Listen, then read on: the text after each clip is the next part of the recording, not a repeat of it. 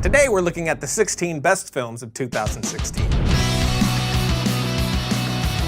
Welcome to Film Ride, the show that takes mystery out of the effects and techniques, going to some of your favorite Hollywood films. I'm your host, Ryan Conley, and today we're doing something very different. Last year was such an amazing year for film that we wanted to give our list of the best films of 2016. Of course, this is my subjective opinion, and the list really isn't in any hard order, but hey, it's fun, so let's. First up on our list is Hell or High Water, starring Ben Foster, Chris Pine, and Jeff Bridges, written by Taylor Sheridan, who also wrote Sicario, and it's directed by David Mackenzie, director of Starred Up. It's a low-budget $12 million film that really is like a modern Western. After that, we have Nice Guys, which is easily the funniest film I saw last year. No surprise, it was written and directed by Shane Black and stars Russell Crowe and Ryan Gosling, which for me, they were the best on-screen duo that I've seen in a very long time. Unfortunately, the film didn't do that well at the box office, so definitely buy this up now that it's out to own. Moving on to our third film, Deadpool, which was the second funniest film that I saw last year. Of course, starring Ryan Reynolds and directed by Tim Miller. It was a very nice departure from the normal superhero fare. Fourth in line is The Jungle Book, directed by Jon Favreau. It was just an amazing mix of a live-action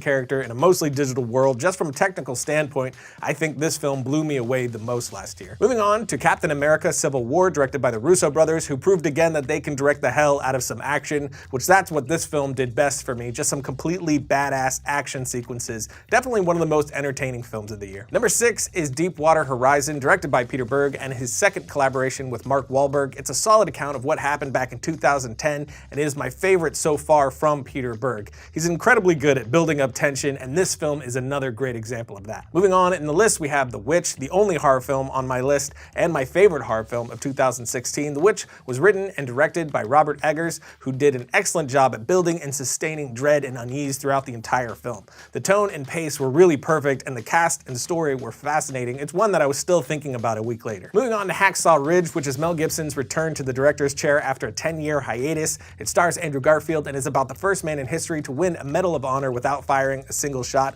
I'm a huge fan of Mel Gibson's directing style, so it's really nice to have him back. Number 9, and my first animated film, Zootopia, which is a great kids movie, but also really well written, very funny, and my favorite detective story from last year. Up next, we have Moonlight, which just like Zootopia is rocking a 98% on Rotten Tomatoes. It's written and directed by Barry Jenkins and carries some heavy and important themes with some gorgeous cinematography. Number 11 is 10 Cloverfield Lane. It was the directorial debut of Dan Trachtenberg, produced by J.J. Abrams, and stars 3 of my current favorite actors, John Goodman, Mary Elizabeth Winstead, and John Gallagher Jr., and good God, are they fantastic in this. It's incredibly well shot and really well paced. If you miss old school nail-biting type thrillers, this will definitely quench that thirst. Number 12 is Rogue One. I'm a big fan of the way Gareth Edwards moves the camera to tell his story, so I knew at the very least I'd be enamored by the blocking alone, and I wasn't disappointed. Edwards and his DP, Greg Fraser, really created a visual meal for my eyes, and it was delicious. But it wasn't just the visuals. This one also had a really well-told story, some great standout characters, a touch slowly paced at times, but overall,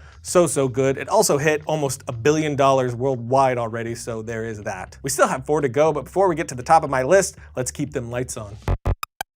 If you're a budding filmmaker, entrepreneur, innovator, Domain.com is the place to go when that next idea hits you. When you buy a domain name from Domain.com, you're taking the first steps in creating an identity and vision for your brand or idea. The world's 2 top premier and most recognized domain extensions are .com and .net, which means those are the ones that will help you build your brand and expand your presence online the best. Of course, Domain.com is affordable, reliable, and easy to use, but they're also giving you some love with 25% off their already affordable prices when you get domain names, web hosting, and email. Just use the coupon code FilmRiot at Domain.com's checkout. And when you think domain names, think Domain.com. Logo. Jumping right back in with number 13, Manchester by the Sea, which has gained a 96% on Rotten Tomatoes and stars Casey Affleck, who just won a Golden Globe for his role here, and one of my favorite actresses, Michelle Williams. It's directed by Kenneth Lonergan and produced by Matt Damon. Number 14, Kubo and the Two Strings, and I have to say, this one irritates me a bit, and I'll tell you why. This isn't just one of the best animated films of last year, it's one of my favorite films of last year, full stop. Excellent story and voice acting with a ton of imagination, character, and heart. It's also from the same team that did Box Trolls, Paranorman, and Coraline, and this is definitely some of their most gorgeous work. But the film only made $69 million at the box office and is an example of how Hollywood isn't out of ideas. They just hardly gamble on original ideas anymore because no one goes and sees them. But you should absolutely see this one. It's on iTunes. Buy it, then buy it again. Number 15 is La La Land, starring Ryan Gosling and Emma Stone, and was written and directed by Damien Chazelle, who is just killing it right now. His last film before this was Whiplash, and that was one of my favorite films of 2014, if not my absolute absolute favorite film of 2014. This guy's an absolute creative force.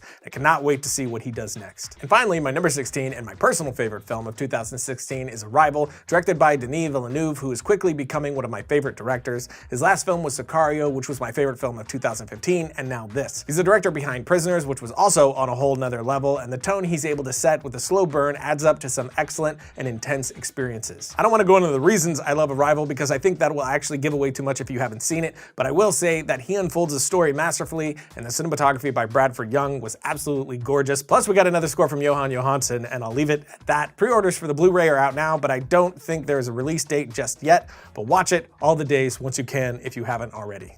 Logo. But that's it, the best 16 films of 2016 in my personal opinion. Of course, we won't agree on all of them, and I want to know your top 16, so post that in the notes below so we can all check that out. As always, you can follow me on the Twitters right here, and I'll see you all next week when I explore the West Wing, even though I really shouldn't.